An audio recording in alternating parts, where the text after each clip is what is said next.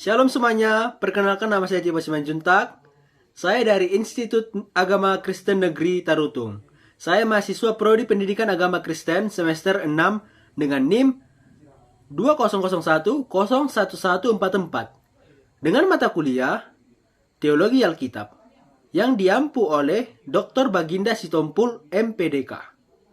Jadi, pada video ini saya akan membahas mengenai hubungan Teologi Alkitab dengan eksegesis.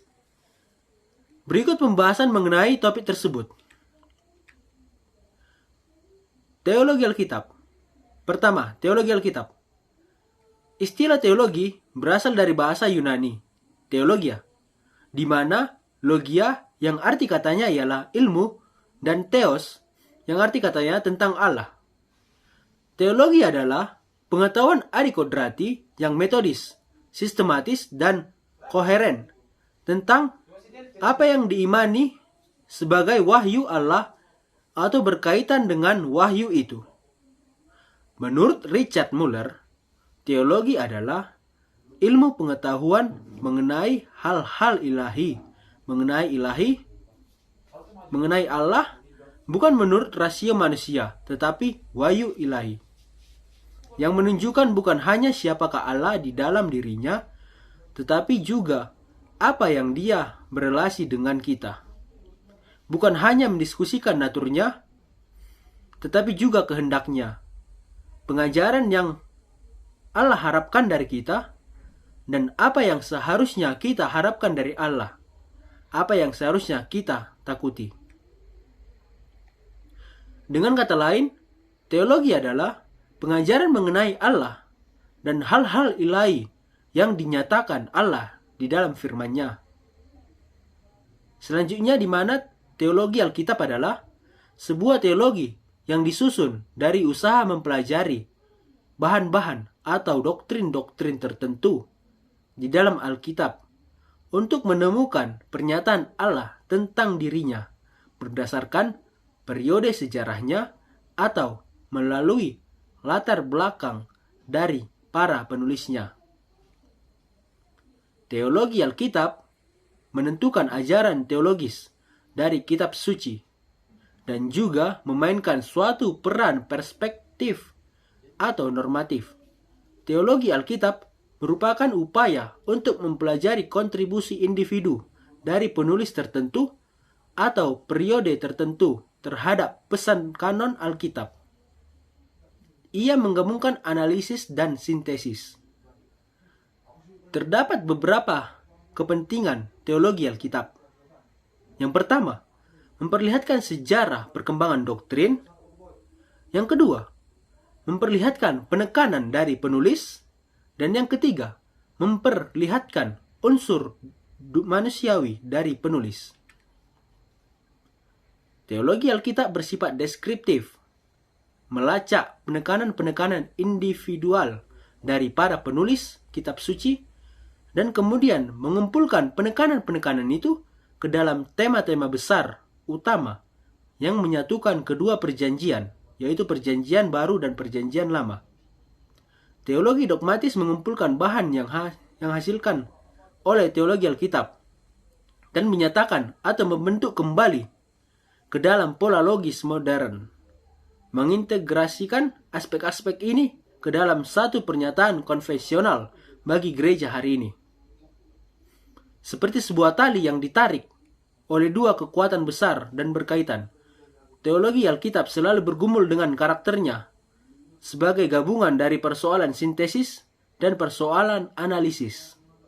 Seperti membangun suatu jembatan, teologi Alkitab secara perlahan harus belajar bagaimana menanggung banyak beban ketika teologi berkembang dari dasar kesejarahannya hingga manifestasinya sebagai proposisi-proposisi yang memiliki dasar penting.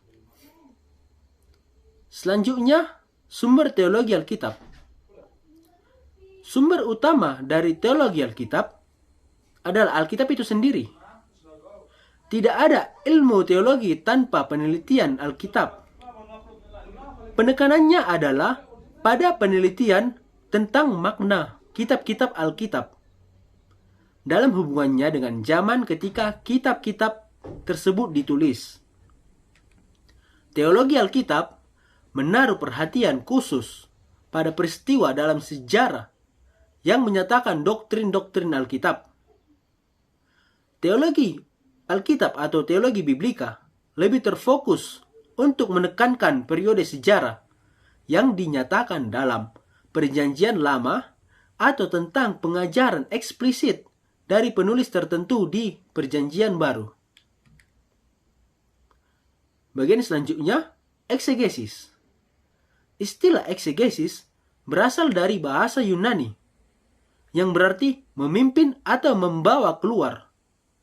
Dalam leksikon, kata itu diterjemahkan menerangkan, menafsirkan, menceritakan, melaporkan, atau menjelaskan. Kata bendanya berarti cerita, uraian, dan penafsiran. Kata ini muncul dalam Perjanjian Baru hanya dalam bentuk kata kerja dan terdapat dalam Lukas 24 ayat 35, Yohanes 1 ayat 8, dan Kisah Para Rasul 10 ayat 8, Kisah Para Rasul 15 ayat 12, dan Kisah Para Rasul 21 ayat yang ke-19. Kata ini diterjemahkan menjadi dihubungkan atau dijelaskan. Jadi, dalam pengertian istilah, eksegesis berarti suatu penjelasan eksposisi dan interpretasi Alkitab. Sebagai suatu definisi, istilah eksegesis berarti menjelaskan suatu kata, kalimat, paragraf, atau keseluruhan kitab dengan memimpin keluar pengertian sebenarnya atau seperti yang dimaksudkan si penulis terhadap suatu teks. Dengan demikian, jelaslah bahwa tujuan eksegesis ialah mencari tahu isi dan maksud si penulis dalam sebuah teks dengan memperhatikan corak gaya bahasa yang digunakan. Bagaimanapun, maksud si penulis hanyalah dibatasi oleh kebersamaan pengertian yang ingin ia sampaikan kepada para pembaca mula-mulanya. Jadi, dapat disimpulkan bahwa si penafsir harus memiliki kebersamaan dengan si penulis dalam aspek-aspek berikut. Yang pertama, si penafsir hanya memiliki teks si penulis. Hal ini berarti perlu ada kritik teks.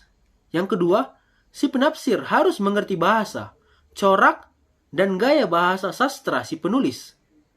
Hal ini berarti perlu ada studi tata bahasa, gaya bahasa sastra, dan pengertian kata. 3.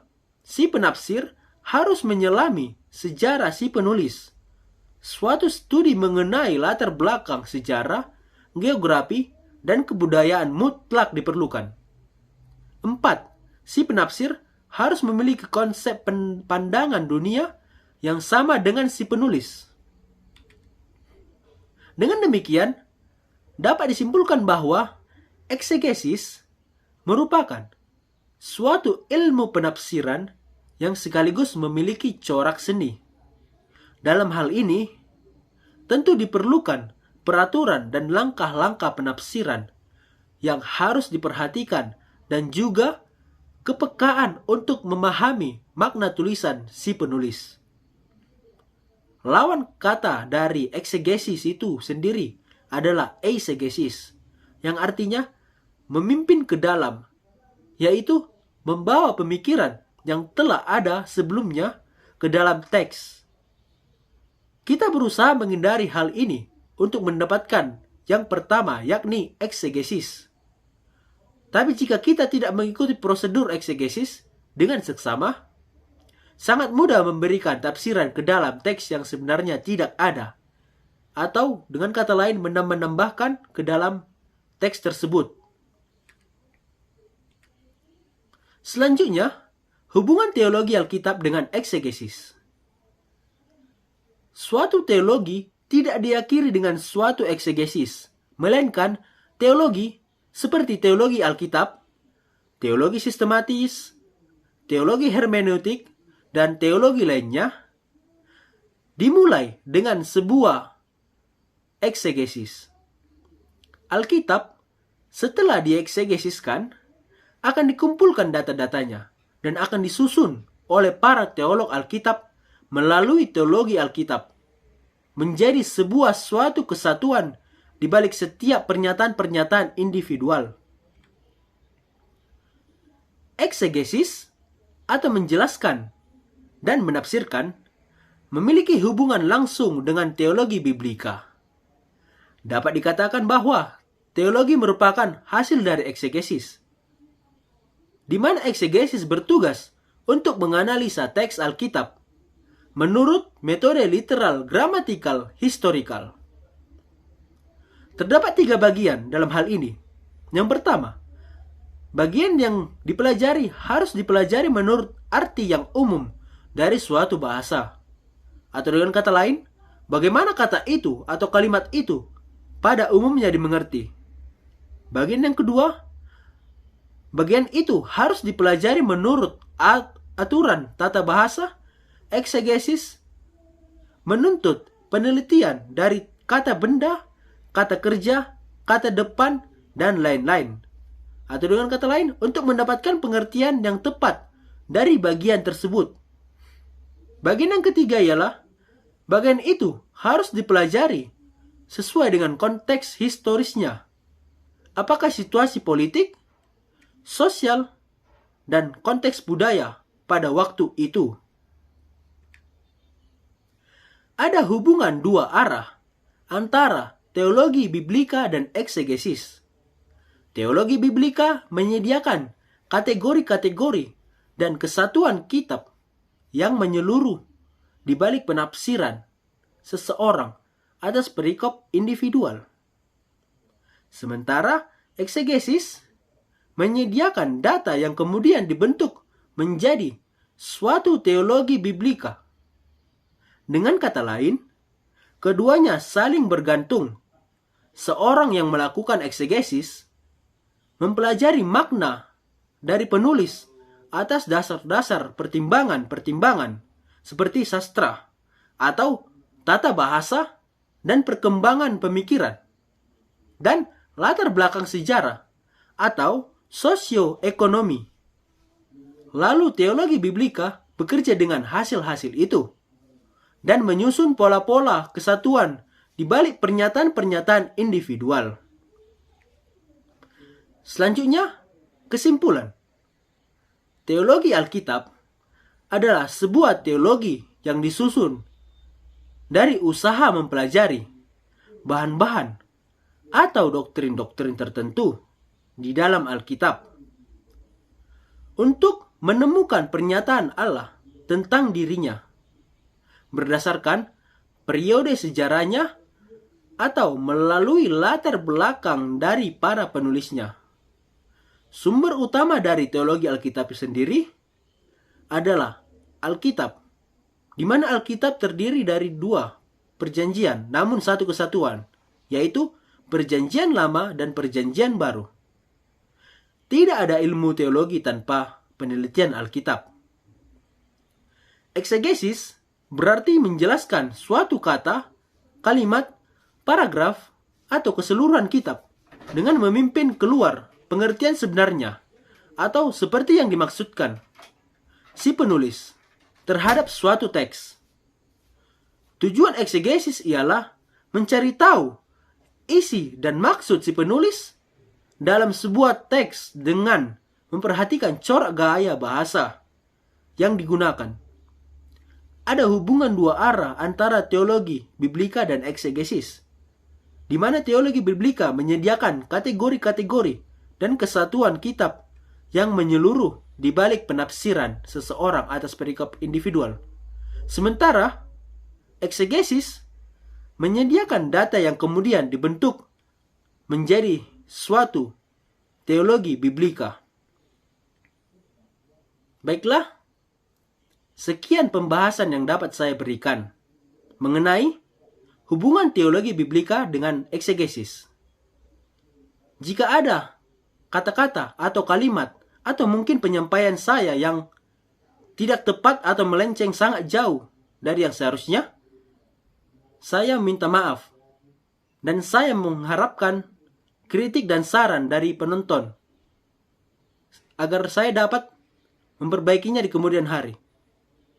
Sekian pembahasan materi saya. Saya Tipas Simanjuntak mengucapkan terima kasih. Shalom.